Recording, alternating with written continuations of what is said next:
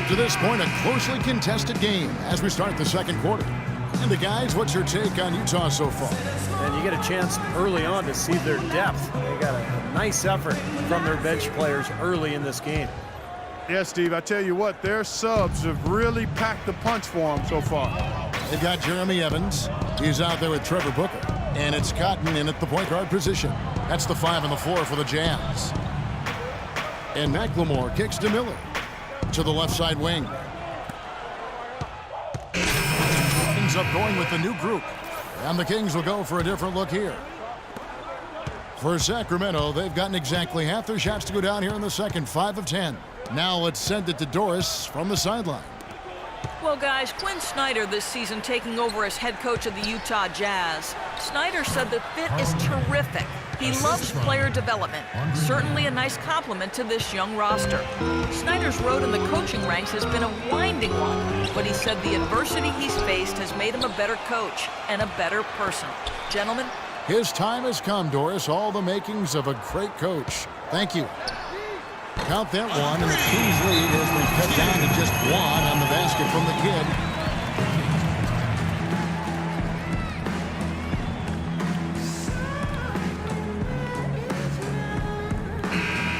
Already it's February. Hard to believe. Let's see how the West is matching up. Look at the Kings. They're 7th right now. Not a bad spot, but certainly they'd like to string together a run of wins. And, of course, the Jazz, 3.5. For Sacramento, they've looked like a different team than the one that was a cellar dweller last year. They've started the process of bringing success to this franchise. Well, these guys have a lot of pride, Clark, and after such a tough season a year ago, I think they were really focused on making a daily improvement. And I think the whole organization at this point is very pleased with their performance so far. They're hovering around 50% for the game in three-pointers. That's pretty good. But they've really elevated here in the second quarter. Hits the close-range jumper. The kid's got 5 points now this quarter. And he's made the most of his chances, hasn't he? He really needs to continue to work for those good looks. Now here's Collison. Defense right on him. And here is Cousins. He had 15 points last outing. And they double up Gay. Just 5 on the clock. Launches it. And Derek Favors pulls it down. Derek Favors, a very defensive-minded young big man, 6'10", over 260 pounds. Got that 7'4" wingspan. So enormous potential, great size, and he can guard either power forwards or centers with ease. Well, offensively, he's taken a solid opening quarter and just built on it here in the second.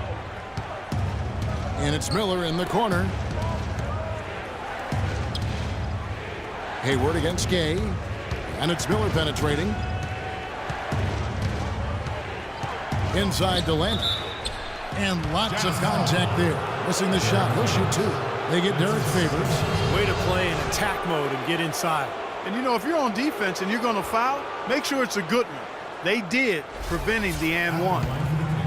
Carl Landry parlayed a strong season with the Warriors in 2013 into a 4-year deal with the Sacramento Kings. He missed the first half of the season with a hip injury, but when healthy, he's instant offense. And he makes both free throws. And Landry, an efficient scorer throughout his career, has a knack for finding angles to finish inside over bigger defenders and has that terrific pump fake that he uses to create openings and work himself to the line. Here's the kid. He's covered by Collison. Miller with the double team.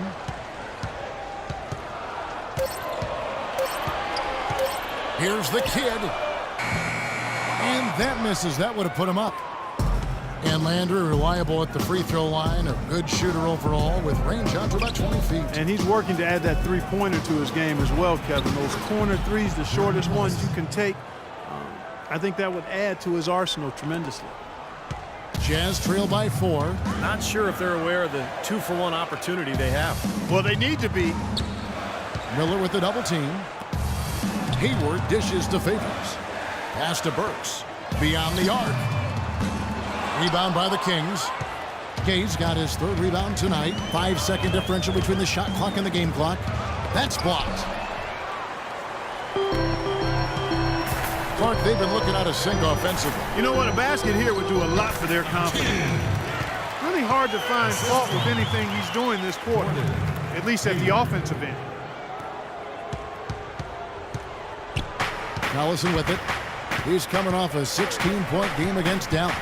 And Kevin, a remarkable night for him passing the ball, just racking up the assists. Wow, he was just wide open there. That's way too easy. Here's the kid. Oh, he knocks it in, a beautiful buzzer beater. Just in time. A huge three to cut it close going to halftime. It's still anyone's ball game. Close game as we wrap up the second quarter. Kings ahead, up by 1. And join us right back here after the break for the start of the second half.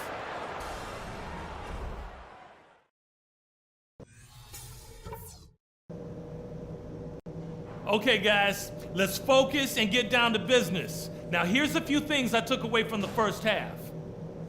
Everybody was really mentally prepared.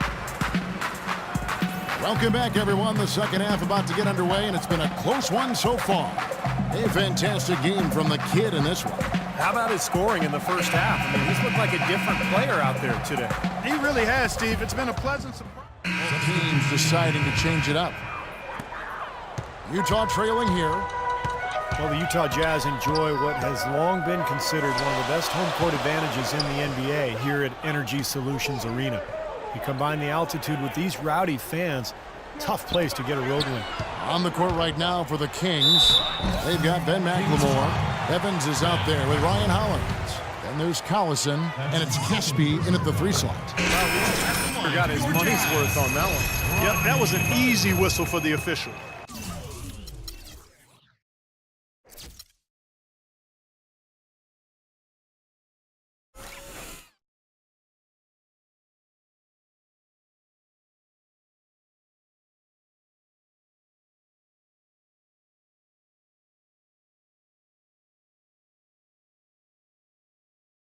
Two shots. Well, you talk about this crowd here in Salt Lake City, the construction, the physical structure here, this arena really puts the crowd right on top of the action. And that really does have an effect, Kevin. Players and refs feel the fans as much as they hear them there.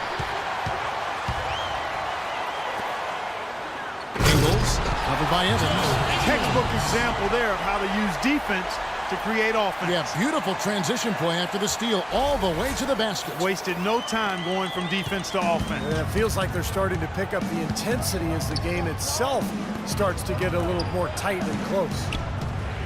Kicks it to McLemore. Hollins passes to McLemore. From deep. Booker pulls it in. Booker's got his 4th rebound in this one. Pass to Hood. Here's the kid. His 3-pointer's off the mark. Now, the defense backs off a little bit because he does not shoot the ball well from the 3-point line. Back to Collison. And he banks in the layup. Collison's got the game tied up here for the Kings. Well, they certainly didn't have much of a problem getting the ball into the post that time. Well, that's important because this game, I think, is going to be decided by who controls the paint in crunch time. Here's the kid. He's covered by Collison. Offensive rebound. Here's Booker. Banked in off the glass. Booker's got the lead up to 2 now for Utah. Did you see the defense get caught standing around that time, giving up an easy second chance bucket? Simply need more of an effort on the boards there, Steve. Collison kicks to McLemore. A drive by Collison. Shot clock at 6. McLemore dishes to Hollins. From deep. Collison with another miss. Tell you, he had all the time in the world to get that shot off. Here's the kid. He's covered by Collison. Here's Ingles. Traps in the tray. And it's a 5-point Utah lead. Yeah, guys, it's his consistent shooting that's really helped get his team into a position they're in right now. Clark, they've been looking out of sync offensively. You know what? A basket here would do a lot for their confidence. And let's catch up with our sideline reporter, Doris Burke. Doris, over to you. Well, thank you, Kevin. There are a lot of questions as to how Dante Exum will develop as a player. He has the skill to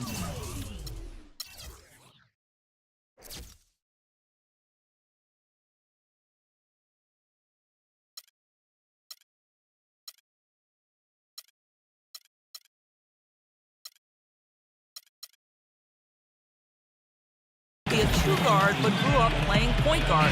He would prefer the point, saying that's the position that has got me here. That's what I want to be going forward. We'll see if the coaches agree, Kevin. We'll see how it plays out. Thanks, Doris. For Darren Collison.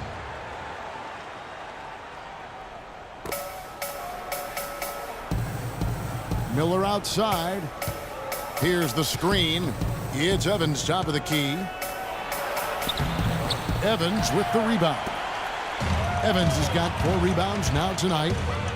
Jeremy Evans, the human pogo stick he's called, is the former dunk contest champ. He's a rangy 6'9", and the last time it was measured, he's got a 43-inch vertical. And he throws down some video game dunks in real time.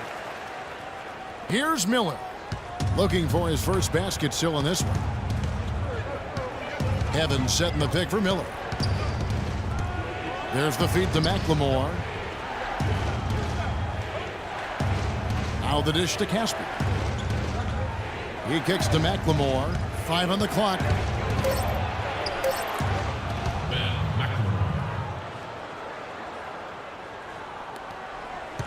A chance at a 2 for 1 if they want it. Yeah, no question. If I'm them, I'm definitely going 2 for 1. We got 33 seconds left to play here in the third. The Kid, an easy 2 points on the layup. The Kids got the lead back up to 7 now for the Jazz. Sacramento's gotten 1 of 6 3-pointers to drop since coming out of the locker room at halftime. Now McLemore, he has 5. There's the screen. Miller kicks to Caspi. Back to Miller. Just 4 to shoot. Miller right side, and no good. Trying to use the glass. It could go. Cannot hit. And as we end the third quarter, a great game. Both teams playing well. Utah out in front. They finish off the third quarter with a 13-4.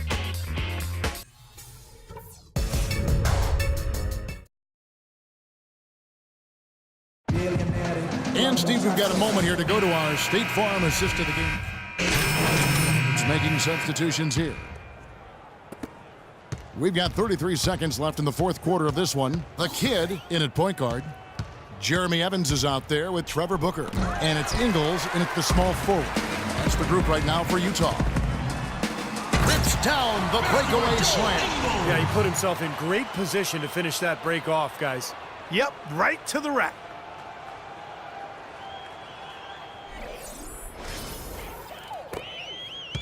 And for the Kid.